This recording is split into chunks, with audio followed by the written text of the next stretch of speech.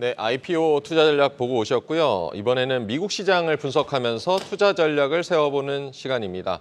유한타증권 글로벌 자산 배분 유동원 본부장 함께합니다. 어서 오십시오. 안녕하십니까.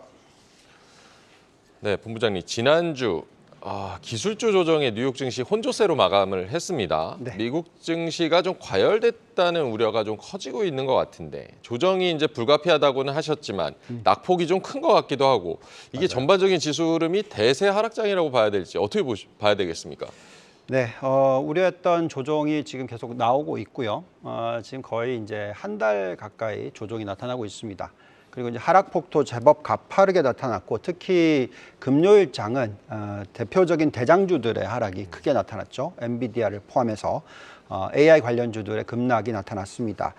시장을 보면서 말씀을 드려보면요. 우선 그래도 대세 하락장이 아니다라고 얘기해 드릴 수 있는 이유는 보시면은 다우존스 같은 경우에는 플러스로서 마감을 했고요. 또 금요일 날 급락장이 나스닥에서 나오긴 했지만 러셀 2000 같은 경우에는 플러스로 숫자가 나왔습니다. 어쨌든 주간 단위로 보시면은 S&P 500이 3% 빠졌고요. 나스닥이 5.5% 빠졌고 러셀 2000은 2.8% 빠졌습니다. 이따가 좀 더 자세하게 말씀을 드리겠지만 어떤 펀더멘탈적으로 무너지는 분위기가 아니기 때문에 이런 중소형주들의 반등이 나타나는 가운데서의 어떤 기술주들의 하락이었었기 때문에 저희가 생각할 때는 일시적인 조정이 될 거라고 생각을 하고 있습니다. 계속 말씀을 드렸지만 1, 2, 3월 너무나 강했기 때문에 4월, 5월 특히 한 4월 중순까지, 5월 중순까지는 좀 쉬어갈 수밖에 없고 좀 조정이 필요하다라는 말씀을 여러 번 드렸습니다. 그 이유는 금리의 흐름도 그렇고 전체적으로 인플레이션에 대한 숫자들도 그렇기 때문에 그렇다고 말씀을 드렸고요. 많은 분들께서 왜 걱정을 하면서 이게 대세 하락장이냐라고 걱정하시는 이유는 이제 나스닥 지수를 보면 좀 걱정스럽거든요. 왜냐하면 우리가 보통 이제 컵 핸들 차트가 만들어지면 2021년 고점을 뚫고 올라갔을 경우에 장기적으로 2, 3년 동안에 큰 폭의 상승장이 온다라고 얘기를 했는데 네. 지금 이 지수를 보시면은 뚫고 올라가는 척했다가 지금 그 밑으로 내려앉아서 21선까지 급격하게 떨어졌다 보니까 이걸 가지고 이제 대세 하락장이 아닌가라는 걱정들을 하십니다. 저희가 주말 내내 열심히 들여다봤고요. 현재의 이 펀더멘탈은 나스닥은 오히려 이번 구간에 더 상승을 했습니다. 그래서 저희가 생각할 때는 이번 주가 하락은 단기적인 어떤 옵션 트레이딩이라든지 단기적인 요소 때문에 변동성이라고 생각하고 있고요. 중장기적으로는 계속적으로 안정적이다라고 말씀을 드릴 수 있을 것 같습니다. 펀더멘털이 무너지는 상황이 아니기 때문에 일시적인 조정으로 봐야 된다라고 분석을 해주셨습니다.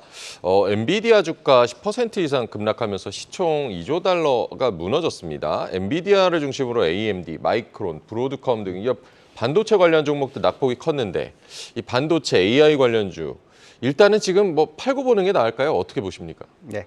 자, 만약에 팔고 보자라는 것이 맞다면 그게 이제 대세 하락장의 시작인 거죠. 네, 그렇기 때문에 저희가 생각할 때는 어떤 비중 조절은 뭐 필요할 수도 있겠지만 여전히 대장주는 유효하다라고 말씀을 드리겠습니다.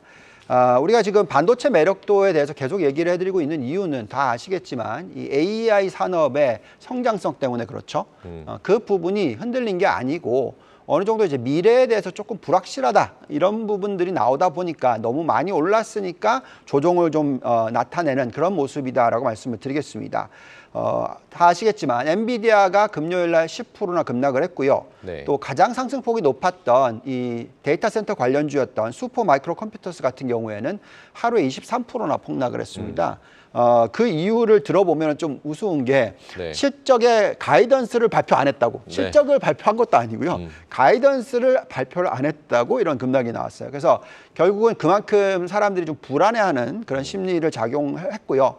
또 아무래도 이제 금요일 날 옵션 만기이다 보니까 이런 종목들을 크게 밀었다라고 보시면 될 것 같습니다. 자, 그럼 우리는 이럴 때 어떻게 해야 되냐? 펀더멘탈을 들여다봐야 되겠죠. 네. 펀더멘탈을 들여다보겠습니다. 자, 엔비디아 한번 보시면은 이게 지금 과열이었냐? 저희가 볼 때는 아직 과열은 전혀 아니다라고 생각이 들고요. 현재 PR이 25배 정도 되는데 2년 동안에 EPS가 150%나 늘 것이다라고 좀 예측이 되고 있고요. 네. ROE, 자기자본 이익률은 72%, PBR은 10배 정도. 그래서 제가 들여다본 잔존가치 모델상의 매력도가 156%나 됩니다.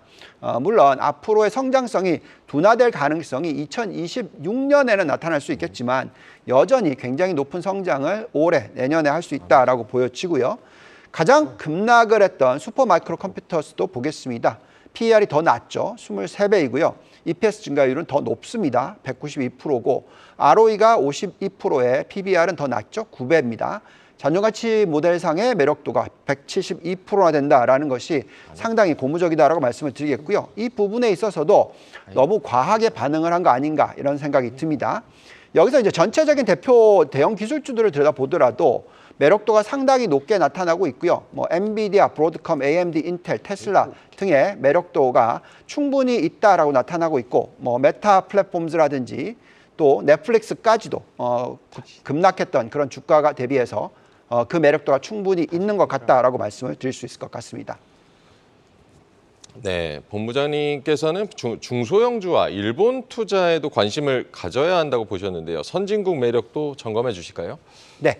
자, 우리가 이제 이 부분을 들여다보는 이유는요. 지금 현재의 펀더멘탈적인 부분에 있어서 어떤 큰 문제점이 생기는지 안 생기는지를 봐야 되는데 중요한 부분은 이제 선진국이라든지 중소형주라든지 이런 쪽을 들여다보면 그 매력도가 있기 때문에 이것은 이제 펀더멘탈이 무너지면서 나타나는 하락장이 아니다라는 거죠. 자, 일본 증시가 저희가 뭐라고 말씀을 드렸었냐면 4만 포인트를 돌파를 했었을 때 매력도가 좀 많이 떨어졌다 이 얘기를 해드렸어요. 그리고 상승 여력이 적다라고 말씀을 드렸는데 지금 다시 들여다보면은 이제 주가가 제법 많이 하락을 했고요. 여기에 또 펀더멘탈적으로 1사분기 실적이 나왔는데 일본이 좋았던 이유가 반도체와 전기차 때문에 그렇습니다. 그런 쪽의 이익 증가율이 굉장히 높게 나오다 보니까 또 매력도가 여전히 있다라고 나옵니다. 그래서 일본 증시의 매력도가 이렇게 높다라는 것은 그만큼 여전히 대장주인 반도체와 전기차 쪽이 그 매력도를 가지고 있다라는 게 중요할 것 같고요. 또한 나스닥 100 같은 경우에도 지금 보시면 상승률이 가장 높게 29%나 나옵니다. 그래서 이런 가운데서는 우리가 크게 걱정을 하지 않으시는 게 좋겠다라는 말씀을 드리고 있습니다. 또한 결국 중요한 부분은 펀더멘탈인데요. 이 부분에 있어서 만약에 중소형주들의 펀더멘탈이 약해지고 있고 안 좋아지고 있다 이러면 걱정스럽지만 그게 아니라 지금 들여다봤더니 러셀 2000의 성장주라든지 지난주에는 성장주였고요. 이번 주에는 가치주입니다. 그만큼 매력도가 다시 높아지는 모습이 나오고 있어요. 그래서 현재의 잔존가치 매력도를 들여다보면 거의 30% 가까이의 매력도가 있다라는 숫자가 나오고 있습니다. 자, 이렇게 나오고 있는 이유를 잘 생각해 보시면 결국 미국의 경제 성장률이 예상보다 높게 유지가 되고 있기 때문에 그렇습니다. 자, 보시면은 미 아틀란타 연준 GDP 나우의 숫자를 보시면은 2.9%의 전분기 대비 성장률로서 지금 다시 올라가고 있고요. 네. 이 숫자를 전년 동기 대비해서 숫자로 계산해 보면 자그마치 3.3% 숫자가 나오고 있습니다. 자, 그렇기 때문에 결국 펀더멘탈이 무너지면서의 어떤 걱정이라기보다는 일시적으로의 금리에 대한 두려움, 인플레이션에 대한 두려움 때문에 조정이 나타나고 있고 이런 조정이 분할 매수 기회를 가져다 주고 있다라고 말씀을 드릴 수 있을 것 같습니다. 펀더멘털은 여전히 강하다. 지금의 조정이 오히려 분할 매수의 기회를 제공하고 있다라고도 봐주셨습니다. 현재 이제 글로벌 자산 배분 전략, 그럼 앞으로 어떻게 가져가는 게 좋겠습니까? 네, 저희는 이번에 하락장이 있었다 하더라도 예측했던 것이기 때문에 크게 걱정을 하지 않고요. 포트폴리오는 여전히 똑같이 유지를 하고 있습니다. 자, 주식 비중을 75% 가져가고 채권 비중을 17%, 대체자산, 금, 비트코인, 이더리움을 8% 가져가는 전략을 펴고 있습니다. 여기서 이제 중요한 부분이 결국 이 10년 국채 금리인데요. 현재 보시면은 4.7, 4.6 왔다 갔다 하고 있어요. 네. 이게 만약에 5% 위로 막 치고 올라간다. 그러면 정말 걱정입니다. 그게 아니라 이 정도 수준에서 고점을 찍고 피크아웃하는 모습이 나오면서 점차적으로 하향 안정화되는 모습이 나온다면 우리는 연말까지 이 10년 국채 금리가 4%대로 하락할 거다라고 네. 예측을 하고 있습니다. 그렇다면 그만큼 주식에 대한 매력도는 충분하다라고 말씀을 드리겠고요. 여기서 이제 가장 중요한 포인트는 여전히 대형주들, 나스닥 100과 특히 S&P 500 안에서 나스닥 100이 중요하고요. 또한 신흥국에 있어서 지금 보시면 한국의 매력도, 대만의 매력도, 베트남의 매력도, 즉 반도체가 중요한 국가들, 전자업종이 중요한 국가들의 매력도가 가장 높게 나온다는 게 중요할 것 같습니다. 그렇기 때문에 여전히 우리는 글로벌 업종별 투자 포트폴리오 중에서 대형 기술주, 이번 조정을 좋은 기회로 삼으시라는 말씀을 여러 번 드리고 있고요. 그렇기 때문에 조정이 있으면 분할 매수 전략으로 가져가시는 것이 좋겠다라고 말씀을 드리고 있습니다. 마지막으로 한국을 들여다보더라도 지금 매력도가 높게 나오는 종목들을 보시면 SK하이닉스, 기아, 현대차, 그리고 네이버, 또 밑으로 내려가면 현대에너지솔루션, 한미반도체 등이 올라옵니다. 여전히 이 반도체와 전기차 쪽이 매력이 있다라는 말씀을 드릴 수 있을 것 같습니다. 대형 기술주 조정 시 매수 기회로 삼아라. 국내에는 반도체와 자동차 여전히 매력도가 높다라고도 진단을 해주셨습니다. 지금까지 유한타증권의 유동원 본부장과 얘기 나눠봤습니다. 감사합니다. 감사합니다. 계속해서 다양한 경제 이슈를 알고 싶다면 구독과 좋아요, 알림 설정 부탁드립니다. AI 캐스터 권미정이었습니다.